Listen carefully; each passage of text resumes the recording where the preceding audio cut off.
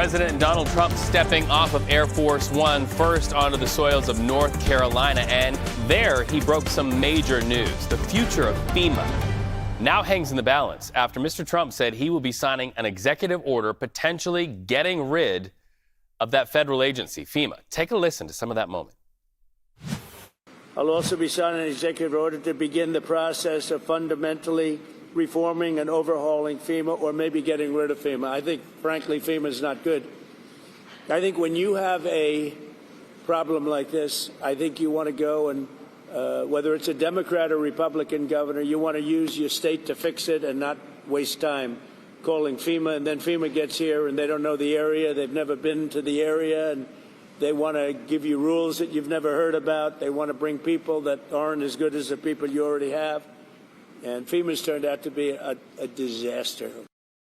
Overhaul or getting rid of FEMA. And now let's just pause here a moment and remember that during the worst of what happened in North Carolina, there was a lot of information that went around that was dubbed as misinformation about FEMA. In fact, FEMA, the people of FEMA who were on the ground said in some cases it caused an atmosphere in North Carolina where some of them felt even unsafe to go.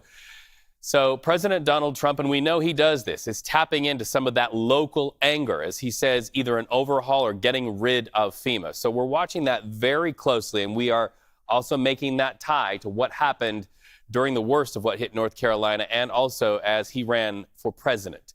Just moments ago, the president met with a family, one of many who lost their home to Hurricane Helene 4 months ago. So we're going to see more from that. The president, we understand, after he has these meetings, he's going to get back on Air Force One. He's going to head to California, where it's not water that destroyed, but it is fire. Of course, a lot of destruction left behind by those wildfires that hit so many areas of Southern California. In fact, many burning as we speak. But as we look here live at North Carolina, President Donald Trump stepping aside from that podium that has the presidential seal and putting people in front of that microphone to tell their personal stories. This will be a very big day, and it looks like the bubbling news that is going to come to dominate your dinner time headlines is what will the commander-in-chief do to FEMA, that agency that has so many people fanned out in devastated areas to help, and now accusing them of not being helpers, but rather mired down in process and not performing as he thinks they should. Of course, the big question is, okay, so what's your plan B? You overhaul or you get rid of FEMA. What next? The president has said in recent days he would like states to take charge of recovery efforts. In fact, he used the state of Oklahoma in recent remarks, saying, hey, if a tragedy hits Oklahoma, for instance, tornadoes, he would like to see Oklahoma take the lead and not the feds. Much more on this story as we go throughout the day. All right, so let's go to Dave Malkoff. Dave Malkoff was there on the ground during all of the destruction that happened there. Dave, we see you're walking there amidst the people and also arguably amidst the destruction that is still pretty evident. It's right here. How are people reacting to what the president is saying, specifically when he talks about overhauling or getting rid of or dismantling FEMA altogether? Well, we did talk to some Trump supporters who were standing here in the destruction and asking them seconds after he made that announcement that he may actually go ahead and sign an executive order that would say that they would get rid of FEMA. I'm not sure if it's that easy to do, but what you need to keep in mind is that these are multi-billion-dollar disasters. Think about this. This is one restaurant, and that would cost upwards of $1 million plus to get rid of everything on the yard and then rebuild the entire kitchen with all those industrial stoves that they have in there. So just one restaurant could cost you $1 million. We're talking about a $60 billion disaster right here in North Carolina. Could North Carolina, the state government, could they handle that? That is the question. Without FEMA, would they be able to get the money together to rebuild and do the demo, which we see happening right behind us? There's demolition happening right there, and somebody's got to pay the driver of this excavator right here Somebody's got to pay for this junk to actually go to the landfill. It's not free. All of that stuff, it factors into the $60 billion disaster. As we were talking to the Trump supporters who were standing out here just a little bit ago, live here on CBS News 24/7, they weren't sure that is the answer. They said that what they were getting more help from is the NGOs that are here on the ground, Samaritan's Purse and World Central Kitchen. Those are some of the organizations that they have had the best of luck with. I've talked to a congressman here in North Carolina who is telling me that they've had a lot of luck with the buyout programs, where if you lose your house, you can actually get a buyout of that land if that land can never be built on again. And a few people have done that. That is a FEMA program. And there are a lot of things that the federal government does for the people on the ground that can't necessarily be done by the state government, but it might have to be done if we get rid of FEMA. And this would be a paradigm shift for these multi-billion-dollar disasters. And we have more of them each year here in the United States and across the world, but specifically in the United States, there are multiple billion-dollar disasters. Some of these are hurricanes, some of these are ice events, some of these are events where you have tornadoes, you'll have the fires, all of these billion-dollar natural disasters that are happening every year. Who pays for that? And that is an open question. And how does that money get dispersed out here? How do towns get rebuilt if they do get rebuilt? Right. And I used to have an address at Lake Lure, not too far from where you're standing. Obviously, Chimney Rock very close. And we saw the video of Chimney Rock literally wiped out there. To the question of the cost of recovery, money specifies how fast things recover, right? So you were there when we were at the very worst of the destruction. You're there now. As you contrast what was and what you're seeing now, how would you gauge, just as somebody who was there and is there now, how would you gauge the speed of recovery, Dave? Well, the water is gone, and let me just get this truck out of the way. We've got a lot of recovery going on right now, right behind us. Yeah. But the water is gone, the mud is gone, but look at this. The destruction is definitely not gone. In some places, it really looks like this didn't happen 115 days ago. It really looks like it could have happened yesterday because it just takes so long. I was talking to a county manager here, and I was asking, does some of the red tape that you're talking about, does that come from your office? And he's saying, well, I hope it doesn't come from my office, but people who want to, say you want to build a bridge back in your neighborhood, and that may be a private or a county bridge, they have to go through all the proper channels to do that. And it's just a bridge like this right here that goes over the river. Right. Doing something like that would cost the one bridge that we were on that was broken was a $5 million bridge, and this one is probably more than that because you've got 4 lanes of traffic going over it here in Asheville. So I mean, you could possibly even double that to a $10 million bridge. So there's so many of these little projects that have to be done, so it really feels, and just in a larger sense of covering these disasters all over the place. I mean, I just got out of California, and we were in Altadena, and it is a city-changing event. It's not that the story ends. Maybe the news coverage might end for a while, but for people who are going through this is a life-changing event. Their life is on a different trajectory, and the city is on a different trajectory. And that's what we were talking to the couple who were out here just a little bit ago. And they were saying, we need to get the tourists back, or we need to rethink Asheville. Right. Well, Asheville, North Carolina, summer in Asheville, North Carolina, I know, is tourist season. Dave Malkoff, thank you so much. That perspective is so valuable right now as we ask that question. Who's going to write the check? So now let's deepen the conversation. Let's go to CBS News political reporter Olivia Rinaldi. So, Olivia, we heard that Donald Trump slamming FEMA and their response before he was elected president. So he's been talking about restructuring or even getting rid of FEMA. Does that come as a surprise? Not quite a surprise. It was a little bit of news earlier from Trump today when he was at that press conference in Asheville saying that at the very least he's going to overhaul and reform FEMA, but he could potentially get rid of it altogether. Now, when he was speaking about what aid would then look like, advisors close to the president tell me essentially what that will be is removing FEMA from this process entirely. Trump has called them slow, bureaucratic. He's criticized them for their responses in North Carolina specifically, saying that it's taken way too long to get responses on the ground. So Trump is hoping to overhaul this entire way that we do disaster relief, the way the federal government does it. So what this would essentially do is that states would reach out to the White House directly, tell them what they need. They would then allocate those funds. You know, we'll see through what means they're able to allocate them, whether that's directing Congress to appropriate some of those funds, which is their job, or perhaps, you know, however he's going to figure that out. And then they would leave it up to state officials to be the people on the ground, delegating that, dealing with however they would like to see some of these funds allocated. And that would essentially be the way that this changes. All right, taking the power from a federal agency, giving the power to the executive branch, and that opens up a whole other conversation. Thank you so much for that. Let's go live right now and go back to North Carolina, where President Donald Trump is hearing all of these breaking news elements and taking questions from reporters. Because you need Let's roads listen. built. You know, we're talking about the bridge, we're talking about roads and things. So we got to get them built, all right? Okay? Thank you all very much. Thank you very much. A lot shorter than we anticipated.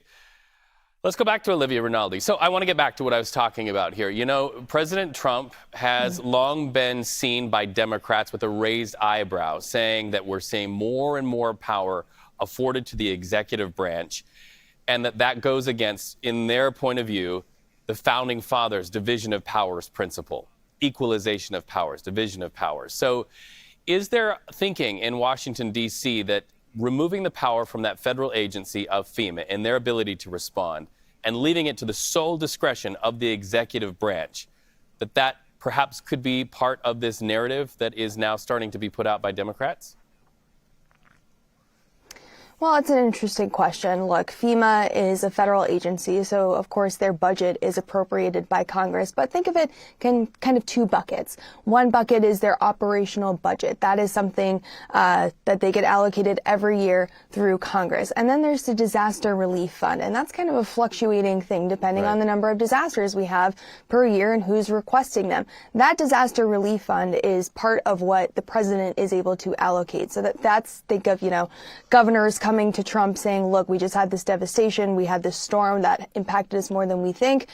We need help with reimbursement of, you know, just paying firefighters overtime, of removing some of that debris that you just saw Dave Malkoff show you a little bit ago.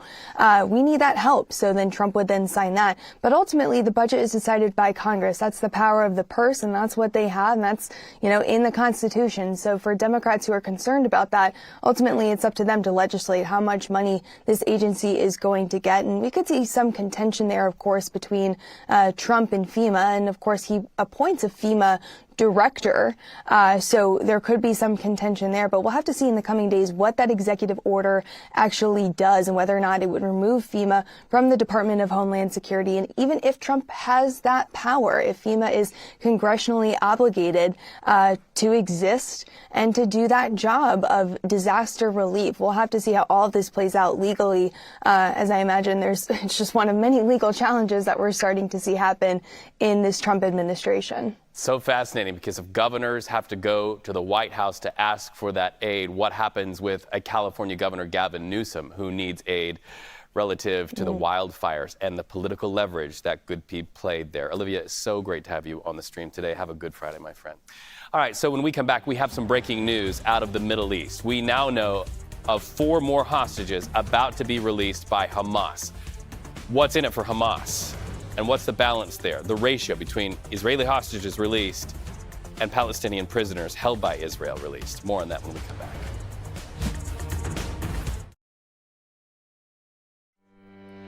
Welcome back to CBS News 24/7. Breaking news, and this video to our monitors brings us the latest developments out of the Middle East. We've just learned that Hamas has shared the names of 4 Israeli hostages set to be released tomorrow as part of its agreement with Israel. CBS News' Ramy Inocencio with what we know so far about the identities of those Israeli hostages. Yes, Hamas has released the names of 4 more Israeli hostages, which will be a huge relief to their families here in Israel after 15 months of captivity. And they are all female soldiers aged either 19 or 20, and in keeping with a statement given by a Hamas official earlier this week. The next step, which is expected to be Saturday, is the exchange of those 4 hostages for 200 Palestinian detainees held in Israeli prisons. And we could see images like we saw the first time around during that tense hostage release we reported on last Sunday of those 3 female civilians. Then we are now in day 6 of the ceasefire. It is fragile, but it is holding, and that's despite Israeli tank shelling that killed 2 Palestinians yesterday. Aid is still surging in. The UN said that more than 650 trucks of food and supplies rolled into Gaza Thursday, and that is above the 600 per day that was agreed in the deal. Also, Gazans are hoping to start returning north this weekend, also as agreed, but in the south, people have already been making their way home really any way they can to find just rubble and trying to dig out and to lay to rest the remains of their loved ones. More than 10,000 bodies are out there in the Strip. That is an estimate from the Hamas-run civil defense. Back to Saturday's expected hostage swap. If that happens, then 89 hostages would still be left in Gaza. 7 of those are American, and just 3 are believed to still be alive. Back to you. Ramy Inocencio with that update. Thank you. So after he leaves North Carolina, President Donald Trump will head to where this is playing out in Southern California, the West Coast part of his tour, looking at the damage there down south. Now, here is something that you're going to need to watch out for. Fireworks between President Trump and the governor of California, Gavin Newsom. They don't like each other, they fight each other, and they do it often. Today's fight, assertions by the president that, quote, California didn't release the water. You've probably heard him say that a lot. Now, while the president makes his way to California on the ground, that firefight continues in Ventura, L.A., and San Diego counties. A lot of people dispute what the president had to say. Well, the fight against the fire is also a fight about water. Rains forecasted now threatening mudslides. So that's the next chapter of this. Let's go live to Andres Gutierrez. He is near the Hughes fire in Castaic. Andres, you're talking to people there on the ground, the firefighters, the homeowners. What's their hope with that meeting between the president and the governor? Well, they're all waiting to see what will happen on our tarmac. It's where the 2 leaders will meet for the first time since the disasters broke out on January 7th. The day after the disaster, the president-elect then went on Truth Social, his platform, to say, let the water flow. Essentially, he's been contending since the beginning of this disaster that there have been this fish conservation efforts that have been taking place on the northern side of the state, and that has prevented water from flowing to the hydrants here in the greater Los Angeles area. Experts have said that is not the case, so have officials here. And so the president, though, has been threatening to withhold federal aid if the so-called water doesn't flow down here. So we will see if they are able to keep this cordial on that tarmac or if there will be personal barbs that will be traded. We understand that that may be the only time they meet because there will be a formal meeting that will take place in the Palisades area during this tour that the president is expected to make. He's expected to meet with local leaders, including congressional woman Judy Hsu, as well as top brass from the Los Angeles Fire Department. We don't know if the mayor, Karen Bass, will be part of those meetings or if she also will just meet the president there on the tarmac. But again, the aid much needed here. You have the private sector that is estimating losses in the tens of billions of dollars. The city has said that their infrastructure has sustained at least $350 million. So at some point, the money is going to have to come from somewhere. Right, right. And just for our audience, and this can benefit you, some news you can use, CBS News Confirmed. Find that on your social media feeds because they did a deep dive on the claims of the president as they relate to California. And they also did a deep dive fact-checking Governor Gavin Newsom's response on his own personal website, debunking some of those claims of Donald Trump. So do look that up, CBS News Confirmed, because there's some context issues on both sides of it, according to our confirmed department. But I do have to ask you about Governor Newsom. He signed a $2.5 billion relief bill to support the response and recovery efforts. You are saying private sector estimates in the tens of billions of dollars. Andres, that really highlights, you look at $2.5 billion from California and the need for tens of billions. That is a deficit there to really punctuate your point about the need for the federal dollars. Absolutely. And so these $2.5 billion, most of it will end up going to emergency response, because even though the red flag warnings have expired here this morning, there's still the possibility that after the rain comes this weekend, that there is potentially the threat of landslides and mudslides. And so they may have to respond to that. So some of that money may go towards that. Or if other wildfires break out in the next couple of weeks out here in California, there's also the toxic debris that has to be cleaned up. The EPA also has to do assessments, and so they have to pay those folks, and some of that money will go towards that. They've also allocated $4 million specifically for the rebuilding of homes, and also $1 million specifically for schools. All right, Andres Gutierrez, thank you so much. Reporting very close to where the people of Castaic, California, are watching fire play out as well. Okay, so we have some news from Jessica relative to the winds and some of the warnings that have happened. But also now it's a double-edged sword, because what looks like a blessing could be a curse. Oh my gosh, I know. So the red flag warnings are expiring now, and now we're seeing a turn in the chapter. We're talking about fire weather conditions coming to an end, lighter winds around the corner, the relative humidity increasing, all great things. Right. And then you factor in the rain coming in this weekend, which at first thought many people who don't live in California or the West Coast would think, wait, wouldn't that be a good thing? That helps put the fire out. Initially, yes, but then we're talking about these communities that haven't seen a lot of rain at all recently. So we take a look at the radar real fast. I want to show you. We have about a half an inch to an inch of rain coming right around the corner, all the way down into Southern California, heading into this weekend, starting Saturday afternoon, lasting all the way into Sunday and Monday. And that's pushing in from offshore. So as you take a look behind me, we're going to see the winds die down significantly throughout the next couple hours, as this red flag warning is now expired once these graphics decide to come up behind me. We're gearing up for light winds this weekend, heavy amounts of rain totaling anywhere up to around 1 inch to 2 inches in communities like Los Angeles that haven't seen rain like this since last March. Reed, back to you. All right, guys, thank you so much. We're not only watching the weather and its impacts, but we're also watching shifting political winds in our nation's capital. All eyes on Capitol Hill. And the big question, whether President Trump's pick of Pete Hegseth for defense secretary will get enough confirmation votes to get the job.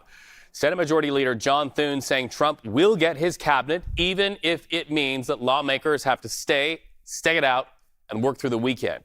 So as voting relates to Mr. Hegseth, that confirmation vote, we understand, will happen later tonight. We also wanted to let you hear Senate Minority Leader Chuck Schumer had some blistering remarks ahead of that vote planned for tonight. Listen. Is Pete Hegseth really the best we have to lead the greatest military in the world? Is this man, with a history of excessive drinking, really the guy you want on the other end of the phone at 2 a.m. in a crisis, in control of the nuclear codes? Is this man, with a mile-long list of allegations of abusing, degrading, and harassing women, the one we want leading our men and women into battle? Is this man, who failed to manage the finances of veterans nonprofit groups, who drove his organizations into debt to the point where he could not even pay creditors, the person we want in charge of the Pentagon's budget? I want this last point to sink in. DOD is a colossal organization. It has a workforce of 3 million people, an annual budget of over $850 billion. Is Pete Hegseth really the person we want overseeing an organization as complex as DOD? A man who couldn't even manage the finances of a small nonprofit, and yet they pick him. It's unbelievable. Is Pete Hegseth the best man for the job? If that's sounding familiar, bringing in CBS News' Caitlin Huey-Burns, it does, because we heard Hakeem Jeffries say arguably the same thing in recent days. You also have some reporting on Senator Tim Kaine. Hey, great to see you. Well, there's actually not a lot that Democrats can do to stop this nomination from going forward. If you look at the first procedural vote the other night, only 2 Republicans defected. And that gives you an indication that this nomination is likely to go through, though we are watching that final vote, which could come later tonight. You mentioned Tim Kaine. He's been meeting with some Democrats, and he sits on this committee, he said that they've been trying to pitch a deal where they offer an earlier vote for Hegseth in exchange for delaying some of these other votes on nominees like Kristi Noem and others, pushing that until Monday. Now, we'll see if Republicans bite on that. It could be unlikely, given that Republicans are incentivized to stay through the weekend, try to move as many nominees forward in the process as possible, because they want the president and his nominees to hit the ground running on their agenda. But that is a proposal being floated, an earlier, perhaps earlier than 9 p.m. vote, of course, for this Capitol Hill reporter would be welcomed. Yes, you might actually get a dinner time before the stroke of midnight. So there's this reporting that Pete Hegseth has told lawmakers behind closed doors that he in fact did pay $50,000 to the woman who accused him of sexual assault in 2017. We have to say he still continues to deny any wrongdoing. But is this revelation likely why we saw that erosion of support from Murkowski and Collins saying that they will vote no? Yeah, this was certainly news because we knew that a payment existed. We did not know until yesterday, when that was disclosed, what the amount was. And Hegseth has maintained his innocence. He has argued before we knew what this number was, that they offered that payment a long time after this incident, because they were worried essentially about his job at Fox News at the time. Does it have any bearing on the Republicans that are influential here?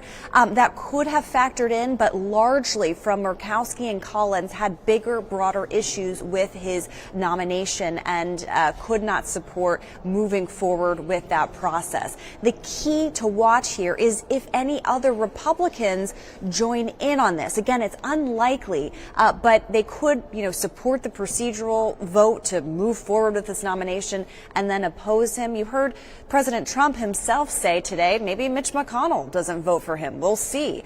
So we will see. Nothing, is true until that vote does close, but it is unlikely that you'll see many more Republican defections, and more likely than not that Hegseth is the next defense secretary. I echo what you say. I thought it was fascinating when Donald Trump gets off of Air Force One in North Carolina and he's asking reporters, what about Mitch? How did Mitch vote? It did plant a seed in a lot of us, like, is Mitch McConnell's vote up for question here? So we know you're there. We know you can cover it. We also know that you know a lot about something called recess appointments, which basically means the president can make appointments that are temporary when the Senate is not in session. I want to get your take. We heard about the possibility of recess appointments to fast track these picked for cabinet confirmations. What are you hearing by way of recess appointments, and could that play out? Yeah, this new administration provides some civic lessons for all of us. So we have been brushing up on procedure up here on Capitol Hill. This is pretty unlikely because it would require a lot. Essentially, both houses, if the president wants to put Congress in recess, both houses of Congress, both chambers would have to agree. And that means the Senate would have to have 60 votes to support a recess, going into recess for that appointment to take place.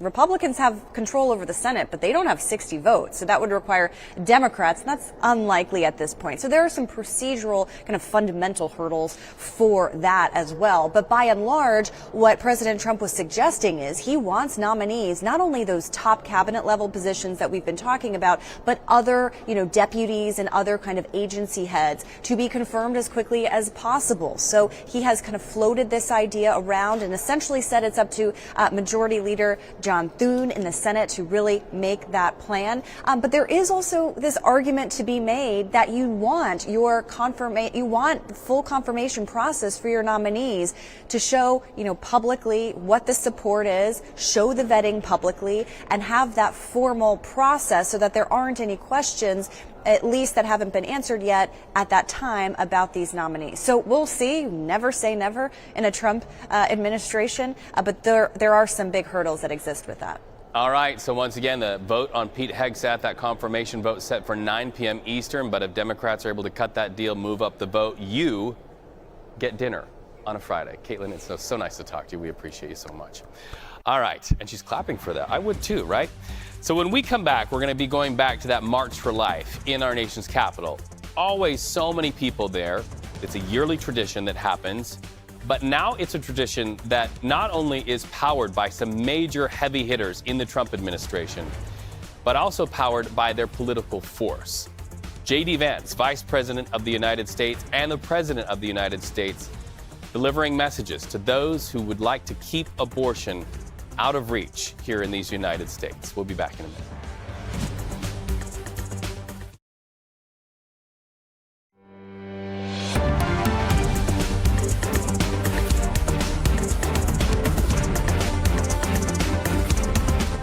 Welcome back to CBS News 24/7. You see it right there. The Vice President of the United States lending his political power and voice to the March for Life in Washington, D.C. Let's listen in.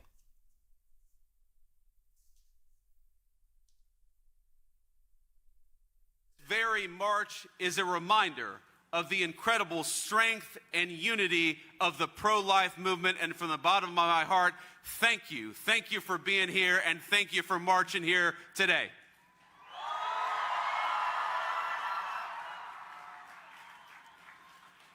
And most importantly, in your works, you remind us that the March for Life is not just a single event that happens on a frigid January day. The March for Life is the work of the pro-life movement every single day from this point forward.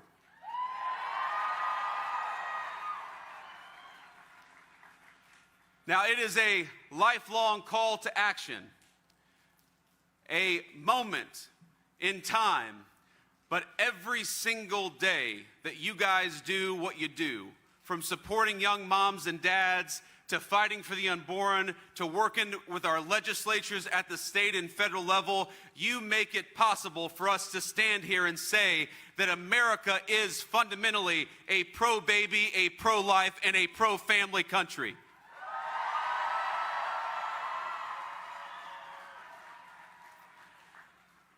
Now, I hesitate to give you all advice because I can see there are young and old people who have been in the pro-life movement, some of you for longer than I've even been alive, and I'm grateful to you. But if I can offer one piece of advice, it's a piece of advice born out of my own experience. There was a point when I would get frustrated with people who didn't see what we saw. I would get frustrated that people could look at a picture of a baby on an ultrasound and see not a human being, but just a clump of cells. But one of the things that being a father has taught me, and one of the things that being in politics has taught me over the last couple of years, is that it is a blessing to know the truth, and the truth is that unborn life is worthy of protection.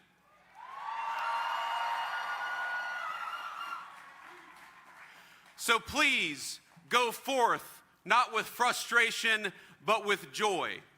We are joyful to march for life. We are joyful to know that that picture on an ultrasound, that is a picture of a baby with hopes and dreams and potential to come.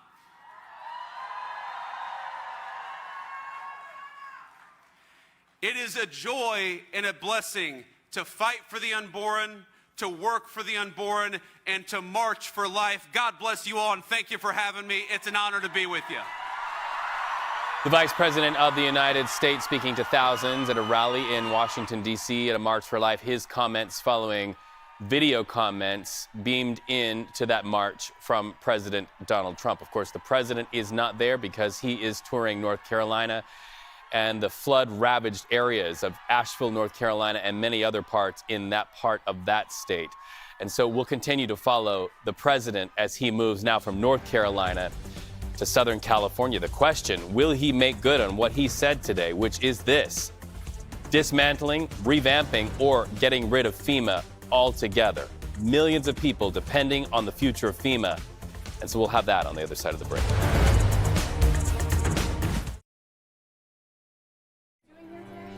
Well, days ago, President Donald Trump commuted the sentence of Oath Keepers founder Stewart Rhodes. Wednesday, Rhodes returned to the scene of the U.S. Capitol attack of January 6th. Well, fast forward to today, Federal judge told Rhodes he's not allowed back into Washington, D.C. without court permission. So let's bring in CBS News political reporter Jake Rosen. So, Jake, question for you. If Rhodes got the green light from the president, how can the judge actually do this?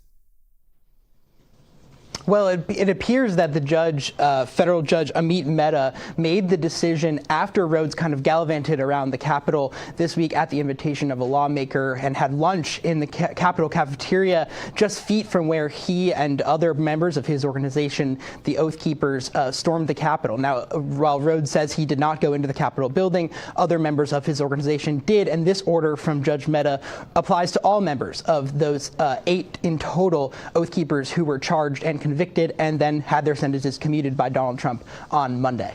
So on the subject of pardons, though, we know what the reaction is from Democrats. We know what the reaction is from Capitol Police. But you have some reporting on reaction from Republicans. Right, and we've really seen a massive shift in tone over the last 2 years, as we've talked about consistently here, where really voices like Ted Cruz and J.D. Vance went from saying right after the attack on the Capitol that there should be no pardons of these violent defendants to kind of a rolling as Donald Trump really looked like he was going to clinch the nomination, and to what really manifested itself in this mass blanket pardon on Monday and Tuesday. We've really seen a shift in tone, and not many GOP senators have spoken out. There are about 5 by my count, including Mitch McConnell, Susan Collins, Senator Lisa Murkowski, and Tom Tillis, who all said there should have been better vetting of some of these pardons, making sure that there was a delineation between those who were convicted of and charged of violent acts and those people who were just charged of illegal trespassing into the Capitol. Although, as we know, Donald Trump essentially did a blanket pardon on all these people. Even J.D. Vance, just about a week ago, and Speaker Mike Johnson said that there should be some kind of parsing here to not just blanket pardon everyone, although Donald Trump seemed to not even listen to members of his inner circle like those two. Right. And we know the president has been widely called the shoot from the hip president, and that this took a lot of people by surprise. But it was a campaign promise, right? Those pardons, something he promised voters who looks like they greenlit by electing him president. We wanted to talk about another campaign promise, and of course, that is these mass deportations. We understand you have some new reporting on ICE conducting what it calls operations that were targeted at workplaces in Newark, New Jersey. The mayor criticizing it, saying it violates the Fourth Amendment because officers didn't have a warrant. Let's talk about this, but first we want to let our viewers listen to what the mayor had to say. Now, we can't quibble about the Fourth Amendment.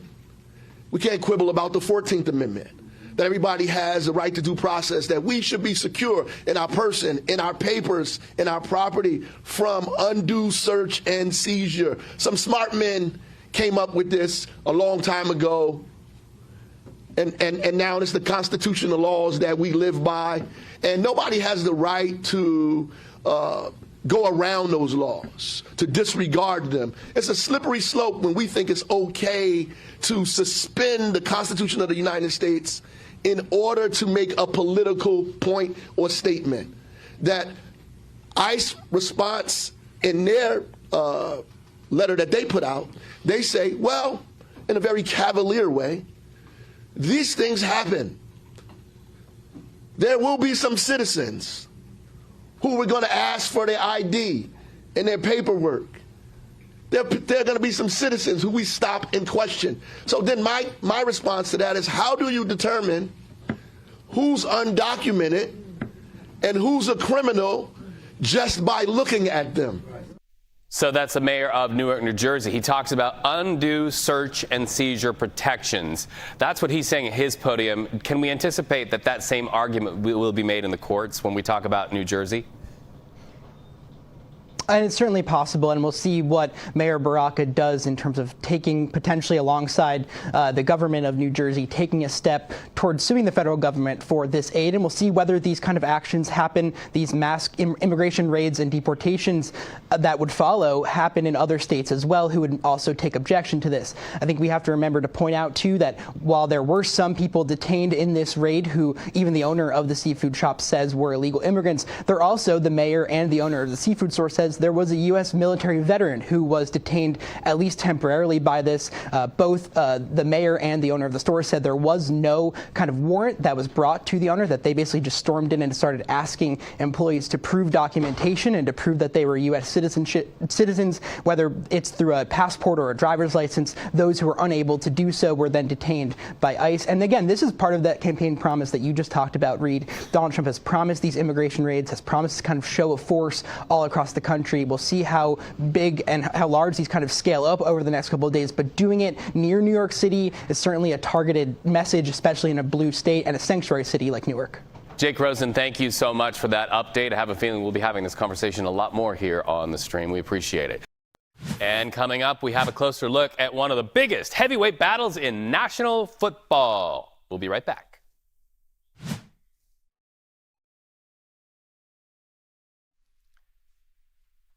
Welcome back, football fans. The Buffalo Bills traveling to Missouri looking to beat the defending Super Bowl champions. Of course, we know the Kansas City Chiefs. So who are you rooting for, America? You can watch the AFC Championship game on CBS this Sunday at 6:30 p.m. Eastern Time. And let's go live to my friend, CBS News correspondent Ian Lee. Ian, you hail from parts of the country, as I do, football people who know football. But right now you're in Kansas, where the Bills and the Chiefs will go head-to-head this Sunday. The Chiefs obviously have that home field advantage, Ian. So the big question is, can Buffalo beat the Chiefs in Kansas City? Obviously, we know fans what they're going to say.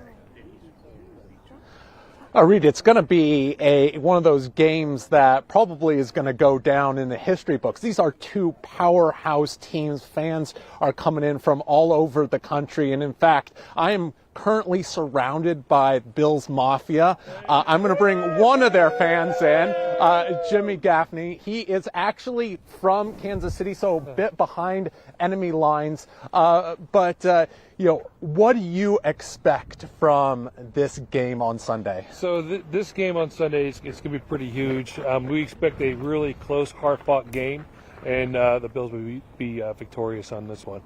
And what is it like being at Arrowhead Stadium? It is the loudest stadium on the planet. Yeah, it's super loud, but this year's going to be a little different because the Bills Mafia is coming out, and our goal is to take over the stadium.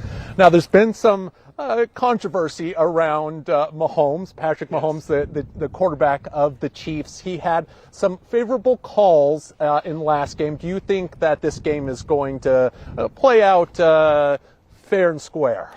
That's our hope, but both quarterbacks have a tendency of doing a little bit of flopping. Patrick's just a little bit better at it than Josh. And what do you think? Who's going to win the game on Sunday? I'm expecting a Bills victory, and then we're going to go to the Super Bowl. All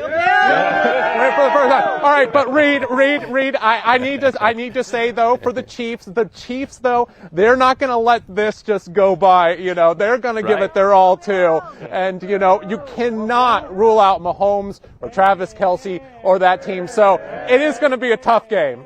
Well, Ian, and it looks cold there as well. It looks cold where you're standing, and I guess if you can't have fur-lined gloves, it helps to bring a puppy to hold, a very furry puppy there at that. We know that you have roots in Wyoming, just across the border from my good old hometown of Roosevelt, Utah.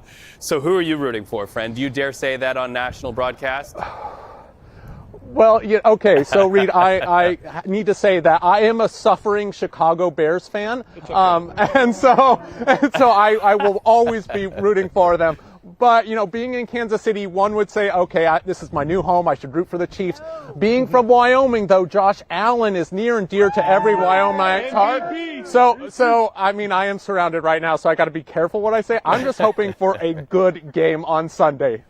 All right, hug it out. What's the dog's name behind you, Ian? I just have to know. What's the dog's name behind you? We got to know what the dog's name. Murray Anthony. Murray Anthony. Murray Anthony. There you go. Got the name, too. And decked out in a doggy jersey. All right, Ian Lee, thank you so much. We know sports can divide us, but ultimately the fun of it all unites us, and don't we need more of that unity? Thank you so much. Stay warm there. Maybe hold that dog. Warm up your hands. Hey, video to our monitors showcase the newest animal superstars at the National Zoo in Washington, D.C. We're not talking about dogs. We're talking about a panda pair returning after a 15-month absence. A celebration is underway right now commemorating the bear's exhibit and the public unveiling. Watch.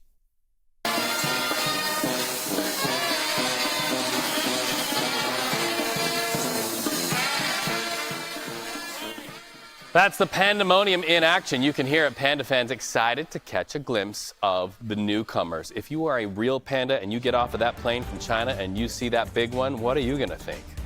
I'm going to want to hibernate. That's it for us on CBS News 24/7. Have a good Friday.